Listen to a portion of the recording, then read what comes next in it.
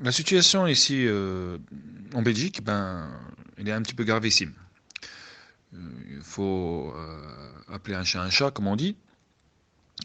Mais l'esprit et la mentalité des Belges restent solides, y compris les Marocains résidant en Belgique. Ce sont des Belges, comme les autres.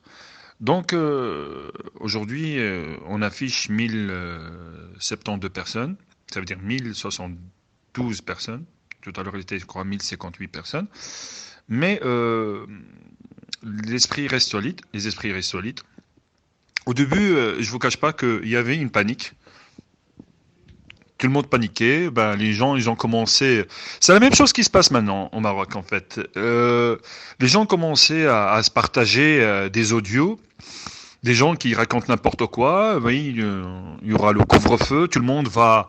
Le militaire va forcer les gens à rester chez eux, donc ils vont mourir de faim, etc. Les gens sont partis s'affoler sur les rayons des magasins. Et chacun est égoïste, chacun prend des grands paquets, on dirait qu'il y a un night shop chez lui. Alors, ce n'est même pas le cas. Donc, il y avait à manger pour tout le monde, et c'est assez pour tout le monde. Seulement, les gens sont partis s'acharner, s'affoler dans les magasins. Le problème, c'est que ce comportement aide, malheureusement, ce comportement aide le virus à se propager.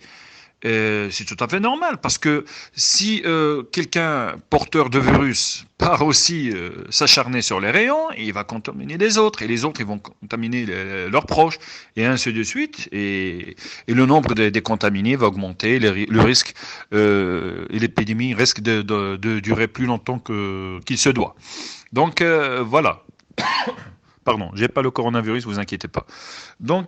Ça c'est une chose. Deuxième des choses, c'est que les Marocains résidant à l'étranger, déjà, ils disent, alhamdoulilah, ils sont bien conscients des dangers. Et en tant que musulmans, ils ont la foi, comme les autres, comme les chrétiens d'abord, et comme les autres communautés religieuses. Les musulmans se disent alhamdoulilah, et les chrétiens disent Dieu soit loué, et etc. Donc, chacun ses principes dogmatiques. Et les Marocains, ils disent, voilà, ils vivent le jour, ils sont conscients du danger, et s'ils prennent pas, bien sûr, les précautions.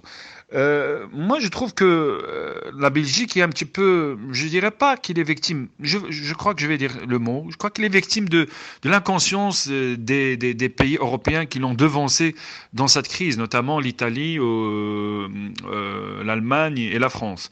Parce qu'ils ont cru, bon, premier cas, deuxième cas, et les chiffres, le chiffre, le nombre des gens contaminés, il a augmenté comme une flèche d'un seul coup.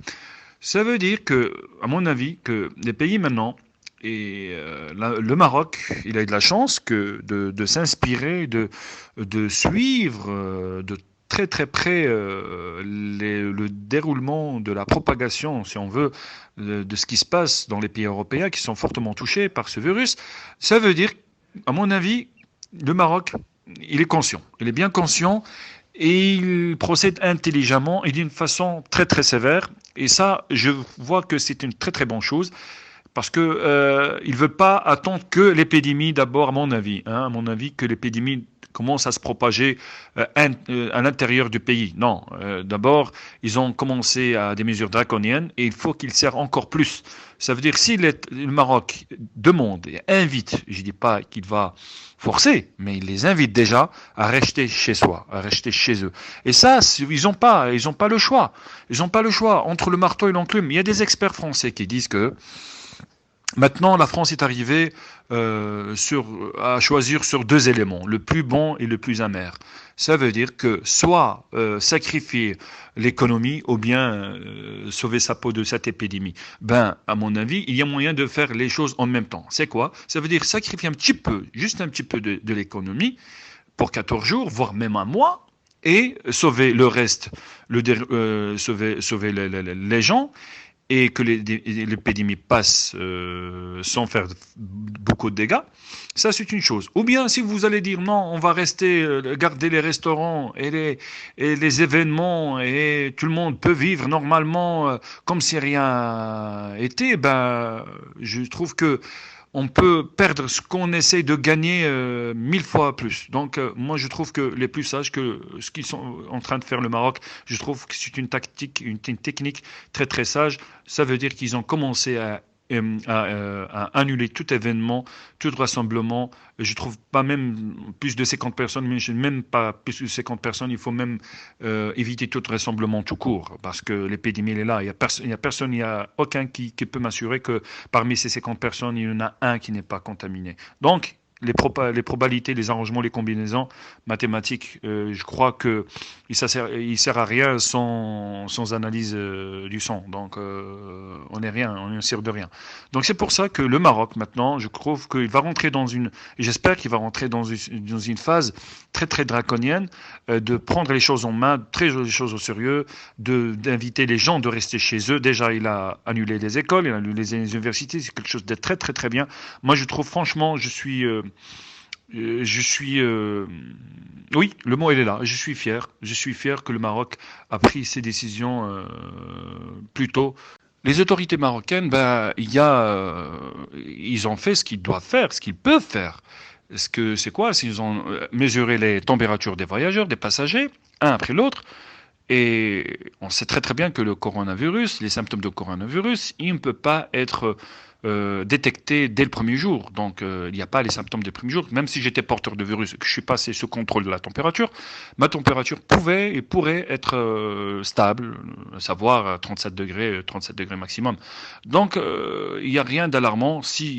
Par exemple, euh, comment dirais-je, montrer aucun symptôme, même je suis porteur de virus pendant les premiers jours. C'est pour ça que ils ont fait ce qu'ils peuvent faire. Donc ils vont pas scanner tout le monde, ils vont pas faire l'analyse du sang pour chacun de nous, ce qui est tout à fait normal. Donc c'est aux résidents, donc les MRE, les Marocains résidents à l'étranger, ou bien les touristes, lorsqu'ils rentrent au Maroc, même lorsqu'ils étaient contrôlés, leur température était contrôlée dans les aéroports, dans les mines aussi, dans les ports, donc qu'ils fassent une quarantaine chez eux, tout seuls. Donc ça, c'est une chose. Ben, j'invite les Marocains à être solidaires, à penser un petit peu aux autres, de ne pas s'acharner, s'affoler sur la nourriture, parce que tout est là, il n'y a rien qui manque, il n'y a pas une pénurie des aliments, le gouvernement l'a déjà déclaré. Donc ça sert à rien, ça sert à rien. Même si on vous met en quarantaine, on vous demande de rester chez vous, on vous invite de rester chez vous, restez chez vous. Parce que le fait de sortir, vous allez participer à l'augmentation de l'épidémie d'une façon phénoménale. C'est pour ça que je vous invite, pardon, je vous invite à rester chez soi, restez chez vous. Donc moi, ce que je vous demande, d'écouter les sources sûres, ne pas partager des WhatsApp, des audios. Oui, on a trouvé à Casablanca 85 cas, Marrakech c'est la folie, ils ont mis la frontière. Et il faut être, comment dirais-je, même dans le Coran, ça existe. C'est la source. En fait, il faut devenir un journaliste. C'est être sûr de sa source, certain de l'information, de la source. Même Allah subhanahu wa ta'ala, يا الذين آمنوا إذا أتاكم فاسق بنبأ فتبينوا. Il faut être sûr et certain de cette information. Donc, pourquoi partager une information fausse? Et participer à la panique, ça sert à rien. Donc, si le gouvernement il dit qu'il y a 28 cas, ben il y a 28 cas. Point barre. Déjà, pourquoi? Parce que déjà le gouvernement, dans son intérêt, il n'a pas intérêt à mentir, il n'a pas intérêt à cacher la vérité au peuple.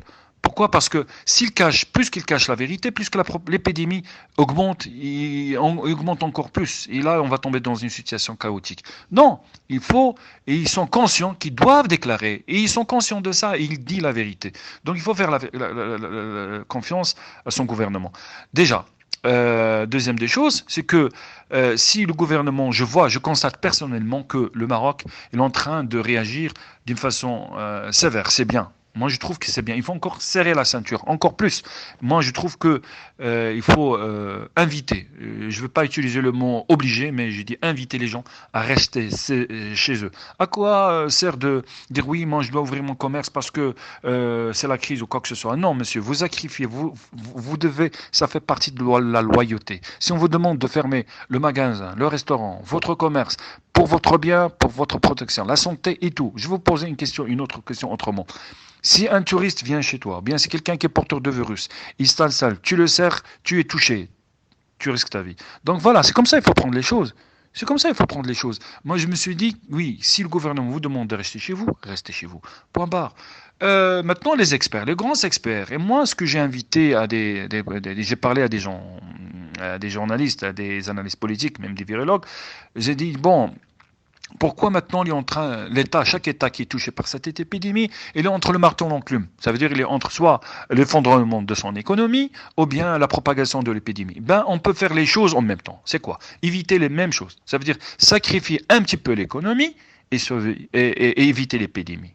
C'est quoi? Ça veut dire on va sacrifier un petit peu l'économie, on va serrer la ceinture, on va demander les gens de rester chez eux pendant 20 jours, fermer tout. Personne ne bouge, personne ne circule pendant 14 jours, en attendant que les cas qui sont confirmés chez nous soient guérissent, Inch'Allah, et qu'aucun cas soit fait face, donc fait surface. Donc, le gouvernement a bien mis des standardistes qui reçoivent les appels des gens qui montrent des épreuves, qui ont comment dirais-je, des symptômes. Et là, au moins, on sait où est-ce qu'ils sont. C'est pas parce que les gens qui ont ce genre de symptômes, qui porteurs de virus, ils vont commencer à aller dans les cafés, aller dans je sais pas moi, comme si rien n'était. Et ça, moi, je trouve que c'est un petit peu gravissime. Il faut vraiment prendre les choses au sérieux. Comment dirais-je, suivre l'exemple des Taïwanais. Suivre le conseil de la Chine, parce que la Chine, malheureusement, elle a fait ce que le Maroc est en train de faire un peu trop tard, mais heureusement qu'il est en train de contrôler l'épidémie chez elle, en Chine. Donc le Maroc il est en train de prendre ses mesures dès le début. Donc moi aussi, je trouve que chaque personne qui rentre au Maroc, qu'il fasse la quarantaine chez lui.